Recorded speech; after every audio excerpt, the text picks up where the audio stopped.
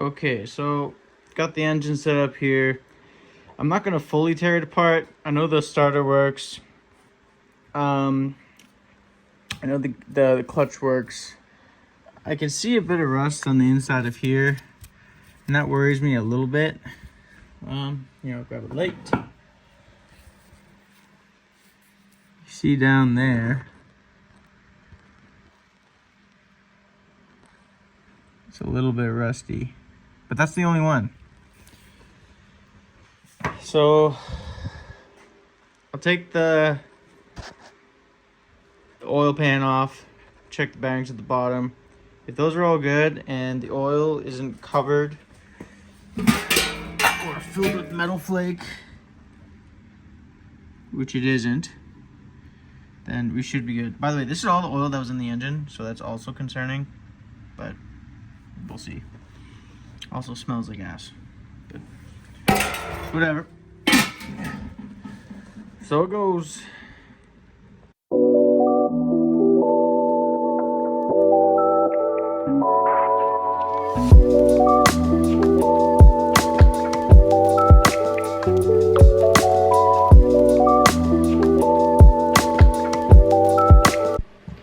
Okay, so I've pulled the front plate off of the clutch and I'm guessing this is like the alternator, considering it has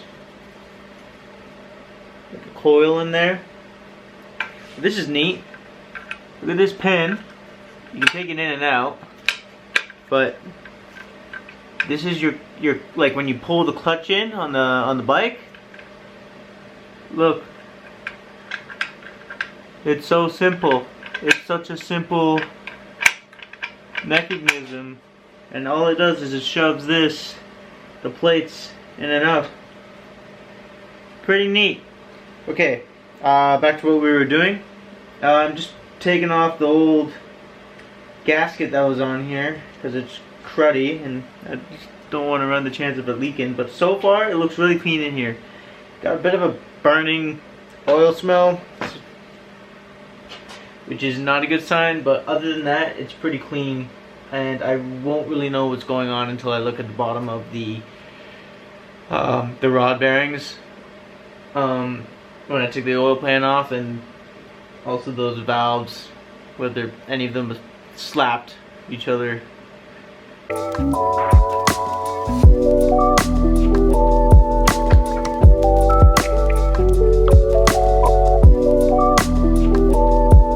So as you can see, I thought this was going to be metal. It's not. It's just like old gasket and stuff. So that's pretty cool. And I grabbed the little screwdriver. Yeah, let's focus that up. And you can see the... Sorry, this is kind of hard on the iPhone. Down there. Okay, that's the top of the piston, and I grabbed the little screwdriver and I knocked each one of these bottoms of the rod bearings, and I don't see any play whatsoever, so I think we're good to go. Like, as you can see, it's really freaking clean in here, so I'm excited. Let's go. Woo!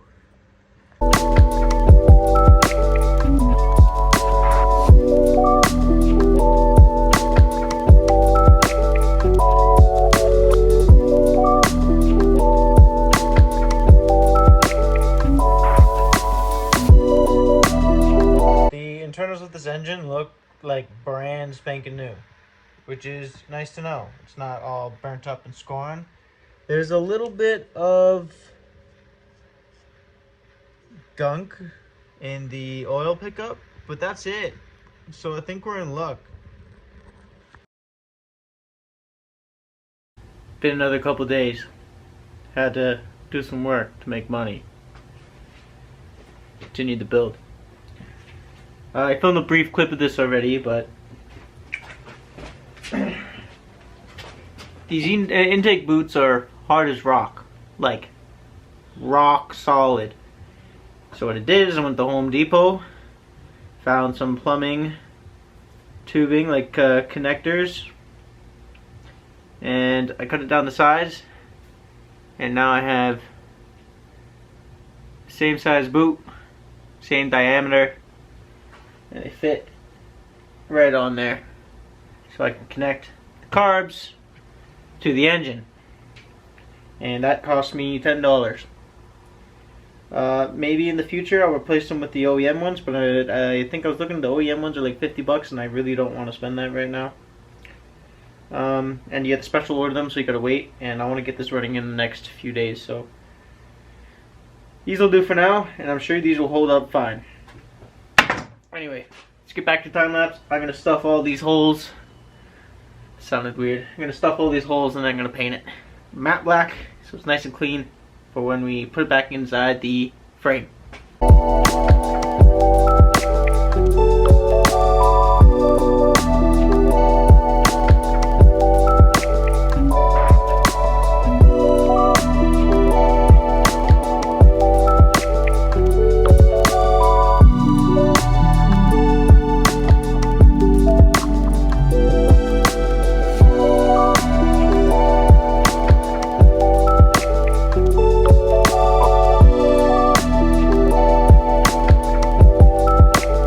Got the DIY carburetor boots on. Works pretty nice. Got the throttle cables installed. I really should have put the throttle cables on before I put the carb on, but I'm also doing this without any instructions.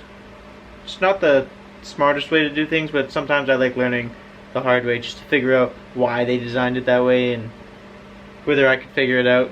Like, we know everybody's worst enemy is the engineer, because they don't design anything to be friendly to fix, at least nearly ever. And now I'm putting on the coolant lines, so I got this little O-ring kit from Princess Auto. Very useful. I did not realize how often I'd be using an O-ring kit for anything, but when it comes to cars or anything mechanical, super useful. So I got a little replacement. I don't know what's going on with my focus, but got a replacement. So I'm going to replace the seals in the end here. And I grabbed the coolant lines from the other bike, from the other engine, because they looked better. So let's get back to the time lapse.